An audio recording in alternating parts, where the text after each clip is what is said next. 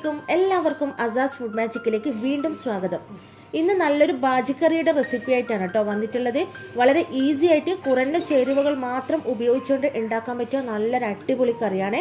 അപ്പോൾ നമുക്ക് വേഗം തന്നെ വീഡിയോയിലേക്ക് പോകാം. ആദ്യമായിട്ട് നമ്മൾ കുക്കറിലേക്ക് ഇതാ കുറച്ച് വെളിച്ചെണ്ണ ഒഴിച്ചു കൊടുത്തിട്ടുണ്ട്. വെളിച്ചെണ്ണ ചൂടായി വരുമ്പോൾ ഇതാ ഇതിലേക്ക് കറിവേപ്പില ചേർത്ത് കൊടുക്കുക.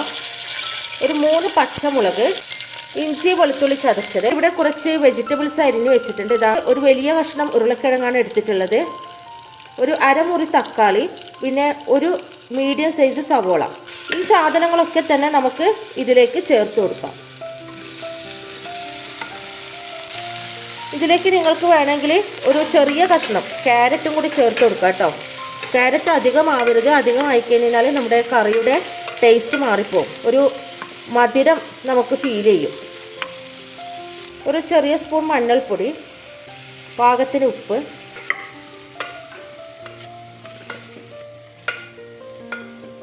കുറച്ച് വെള്ളം കൂടി ചേർക്കുന്നുണ്ട്. നമ്മുടെ ഉരുളക്കിഴങ്ങൊക്കെ വേവാൻ നമുക്ക് കുറച്ച് വെള്ളം ആവശ്യമാണ്. നമ്മുടെ കുക്കർ അടച്ചു വെച്ചിട്ടുണ്ട്. ഇനി നമുക്ക് ഇതെല്ലാം ഒന്ന് വേവുന്നത് വരെ നമുക്കൊന്ന് വെയിറ്റ് ചെയ്യാം. ഇനി ഇതാ നമ്മുടെ കറി ഇതാ നല്ലോണം വെന്തിട്ടുണ്ട്.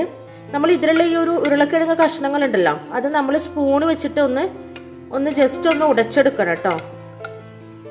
നമ്മുടെ ഈ കറിയിൽ കഷ്ണങ്ങളായിട്ടല്ല ഉരുളക്കിഴങ്ങ് ഉണ്ടാവുക, ഒരു ഉടഞ്ഞ പരുവത്തിലായിട്ടാണ് ഉണ്ടാവുക. അടുത്തതായിട്ട് ഇവിടെ എടുത്തിരിക്കുന്നത് കടലക്കപ്പൊടിയാണ് കേട്ടോ. നമ്മൾ മുളക് ബജിയൊക്കെ ഉണ്ടാക്കാൻ ഉപയോഗിക്കുന്ന കടലക്കപ്പൊടിയില്ലേ, അതിവിടെ എടുത്തിട്ടുണ്ട്. ഇത് നമുക്ക് കുറച്ച് വെള്ളത്തിലൊന്ന് മിക്സ് ചെയ്തിട്ട് നമ്മുടെ ഈ കറിയിലേക്കൊന്ന് ചേർത്ത് കൊടുക്കണം.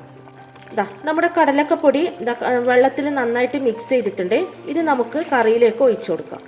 അപ്പോൾ നമ്മുടെ കറിക്ക് നല്ലൊരു തിക്നെസ്സും കിട്ടും, പിന്നെ ഒരു പ്രത്യേക ടേസ്റ്റും ആയിരിക്കും കേട്ടോ.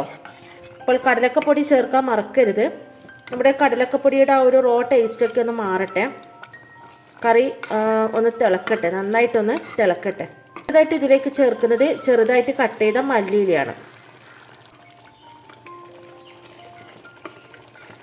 കടലപ്പൊടി നമ്മൾ കറിയിലേക്ക് ചേർത്ത് കഴിഞ്ഞാൽ ഒരുപാടിട്ട് സമയം തിളപ്പിക്കേണ്ട ആവശ്യമില്ല കേട്ടോ. നമ്മുടെ കറി ഒരു നല്ല തിക്കായിട്ട് വരുന്ന ഒരു സമയം ആയിക്കഴിഞ്ഞാൽ നമുക്ക് ഗ്യാസ് ഓഫ് ചെയ്യാവുന്നതാണ്. ഇതാ നിങ്ങൾക്ക് കാണാൻ പറ്റും, നമ്മുടെ കറി നല്ല തിക്കായിട്ടാണുള്ളത്. ഇതുപോലെ ആയിരിക്കണം. ഇവിടെ ഒരു കടായിൽ വെളിച്ചെണ്ണ ഒഴിച്ചു കൊടുത്തിട്ടുണ്ട്. ഇതാ വെളിച്ചെണ്ണ നല്ലോണം ചൂടായിട്ടുണ്ട്. കടുക് പൊട്ടി വരുമ്പോൾ വറ്റൽമുളക് ചേർത്ത് കൊടുക്കുക, കുറച്ച് കറിവേപ്പില, പിന്നെ കുറച്ച് കായപ്പൊടി ചേർക്കുന്നുണ്ട്. ഇനി ഇതെല്ലാം കൂടിയിട്ട് നമ്മുടെ കറിയിലേക്കൊന്ന് ഒഴിച്ചു കൊടുക്കാം. അങ്ങനെ നമ്മുടെ ബാജിക്കറി ഇതാ ഒരു വിളമ്പുന്ന പാത്രത്തിലേക്ക് മാറ്റിയിട്ടുണ്ട്. നമ്മുടെ ഈസി ആയിട്ട് ഉണ്ടാക്കാൻ പറ്റിയ വളരെ ടേസ്റ്റി ആയിട്ടുള്ള ബാജിക്കറി ഇവിടെ റെഡി ആയിട്ടുണ്ട്. മസ്റ്റായിട്ട് നിങ്ങളൊന്ന് ട്രൈ ചെയ്ത് നോക്കണം. നല്ല അടിപൊളി കറിയാണ്. വളരെ പെട്ടെന്ന് നമുക്ക് രാവിലെയൊക്കെ ബ്രേക്ക്ഫാസ്റ്റിന് ഉണ്ടാക്കാൻ പറ്റിയ നല്ലൊരു കറിയാണ് കേട്ടോ. അപ്പോൾ എല്ലാവരും ഉണ്ടാക്കിയിട്ട് അഭിപ്രായം അറിയിക്കുമല്ലോ. പിന്നെ വീഡിയോ ഇഷ്ടമായെങ്കിൽ നമ്മുടെ ചാനൽ ലൈക്കും സബ്സ്ക്രൈബും ചെയ്യാൻ മറക്കരുത്. അപ്പോൾ നമുക്ക് പുതിയൊരു വീഡിയോ ആയിട്ട് വീണ്ടും കാണാം. അതുവരെ എല്ലാവർക്കും നമസ്കാരം.